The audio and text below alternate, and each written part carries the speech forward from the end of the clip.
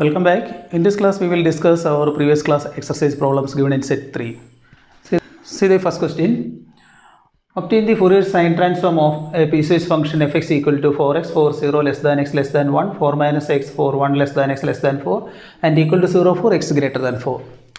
See, by definition, our Fourier sine transform fs omega is equal to square root of 2 by pi integral 0 to infinity fx into sin omega x dx,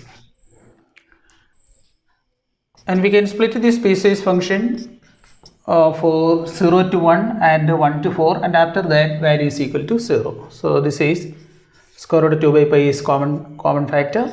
So this is integral 0 to 1. For 0 to 1, the part of fx is 4x.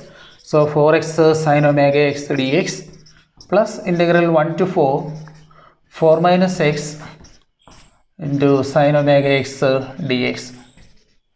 So these are two simple integrations. We can perform integration by parts. Square root of 2 by pi. See the first integration, first function 4x into integral of sin omega x minus cos omega x divided by omega minus derivative of 4x, that is 4, into integral of minus cos omega x by omega, that is minus sin omega x by omega square plus 0. So that completes the first integration and evaluating from 0 to 1 plus. In the second integration, the first function is 4 minus x and the integral of the second is minus cos omega x by omega minus of derivative of 4 minus x, that is minus 1 into minus sin omega x divided by omega square plus 0, evaluating from 1 to 4. Simplifying, square root of 2 by pi minus 4x cos omega x divided by omega plus 4 sin omega x by omega square. Both the expressions are evaluating from 0 to 1 plus the second part minus of 4 minus x minus 4 minus x cos omega x by omega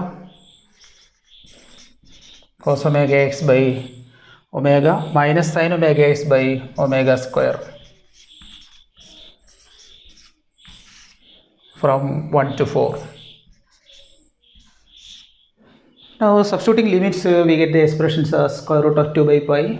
In upper limit, we are replacing every x by 1, that is minus 4 cos omega by omega plus 4 sin omega by omega square, and for lower limit we are replacing x by 0, that is first term 0 and second term sin 0 0, so that is 0. That is evaluation of first integral.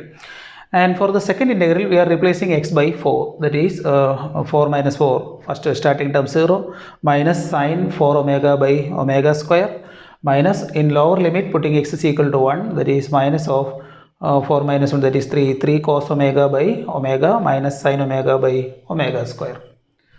So removing brackets, we get the answer as square root of 2 by pi into minus 4 cos omega by omega plus 4 sin omega by omega square minus sin 4 omega by omega square plus 3 cos omega by omega plus sin omega divided by omega square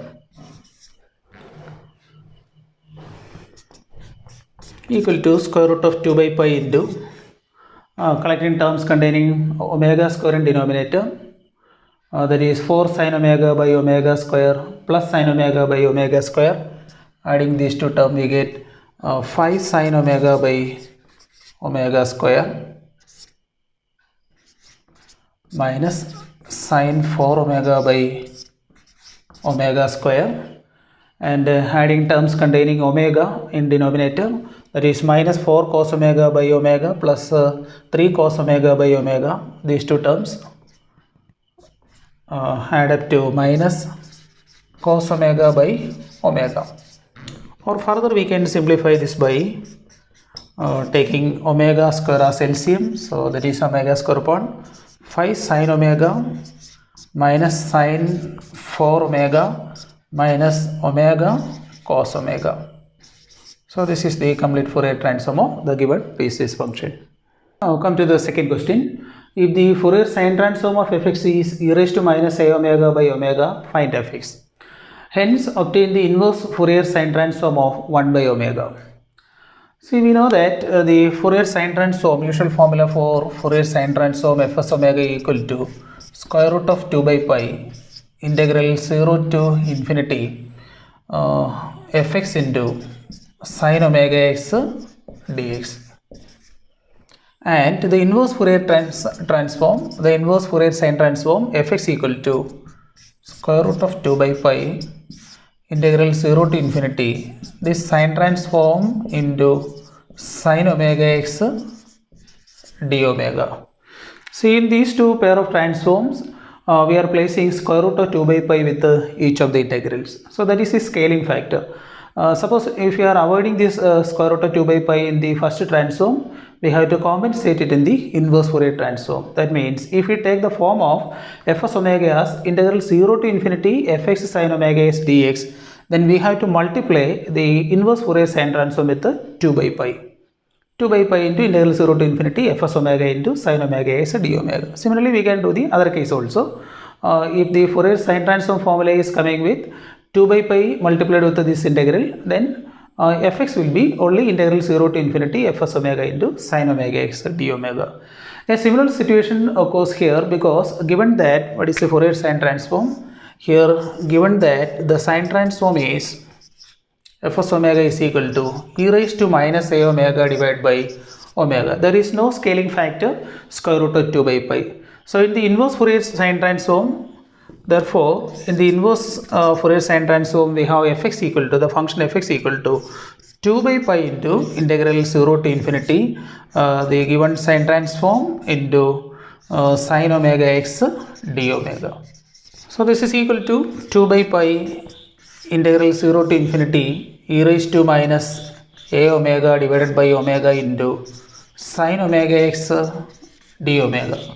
We call it as equation number 1. But for simplifying the other part, hence obtain the inverse sine transform of 1 by omega, we have to remove this integral representation of the function fx.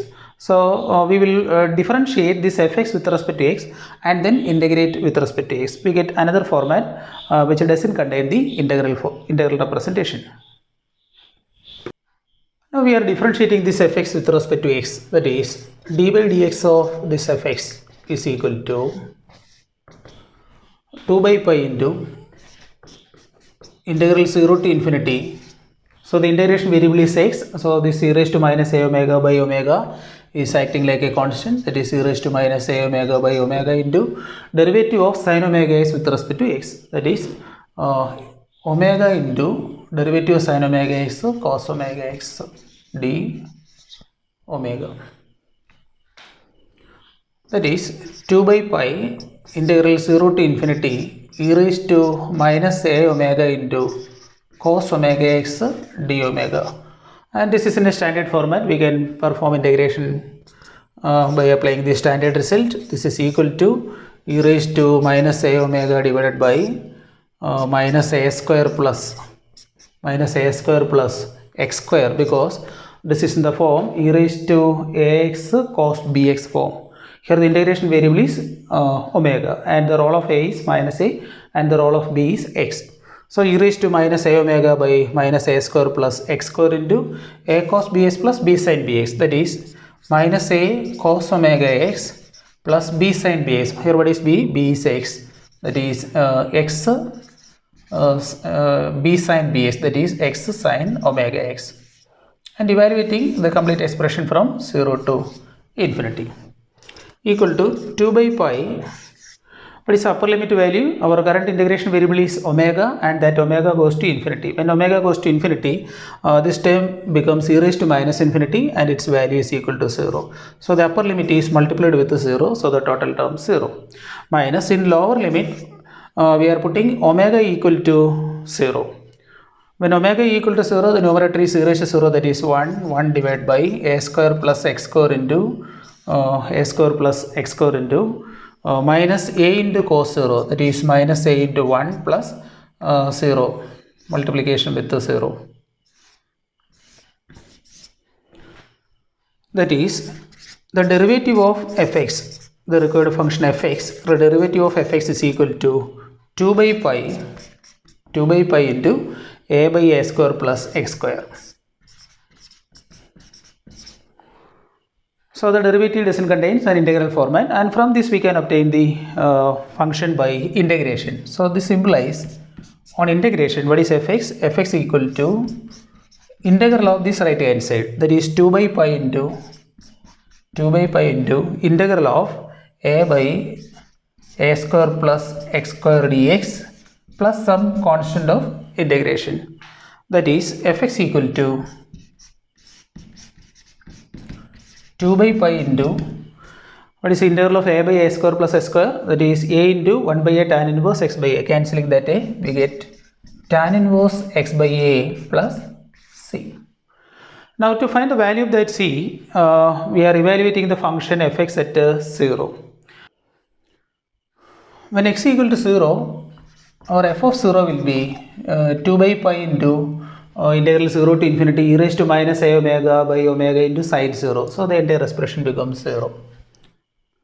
That is, f of 0 is equal to, so substituting x is equal to 0 in this format, f of 0 equal to 2 by pi into tan inverse 0. Putting x is equal to 0, we get tan inverse 0 plus c. That is, f of 0, 0. Tan inverse 0 is 0 plus c, so this implies c equal to 0. So from the final expression we have our function fx equal to 2 by pi tan inverse x by a. So this is the alternate form of the required function fx. Now come to our second part question. Hence evaluate the inverse Fourier sine transform of 1 by omega. And what are our given part? The Fourier sine transform fs omega is equal to e raised to minus a omega divided by omega. For a is equal to 0, here this transform will be fs omega is equal to e raised to 0, that is 1 divided, that is 1 by omega.